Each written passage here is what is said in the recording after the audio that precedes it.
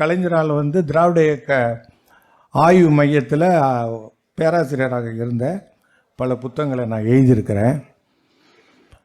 அது எனக்கு என்ன பட்டுது அப்படின்னா, அண்ணாவை தான் நான் நினைப்பேன் அடிக்கடி.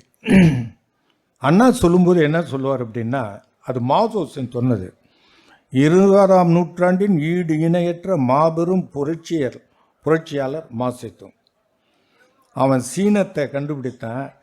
சீனம் இன்னைக்கு என்ன ஆயிடுச்சு, 1978க்கு பிறகு தான் ஒரு பெரிய சக்தியாக வளர்ந்தது.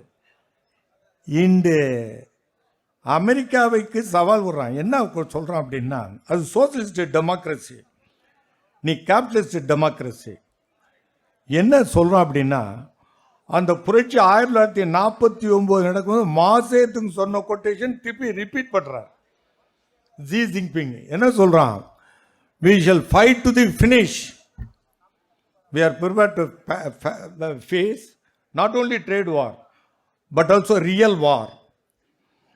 சொல்லுக்கு சொல்லு, பல்லுக்கு பல்லு, கண்ணுக்கு கண்ணு அப்படிமா. அந்த மாதிரி ரெடி டு ஃபைட். அதை கொடுத்தது எதுங்கிறீங்க? அந்த மக்கள் ஆட்சி தான். அண்ணா சொல்லும்போது நான் முதலே குறிப்பிட்டேன், go to the people, move with them, learn from them, guide them and lead them. அண்ணாவுடைய இந்த சொல்லை ஒவ்வொரு தொண்டனும் மறந்து விடக்கூடாது. எந்த பதவி எது வந்தாலும் you must remain unaffected. You are basically a man. Shakespeare சொல்லுவார், he is a man through and through.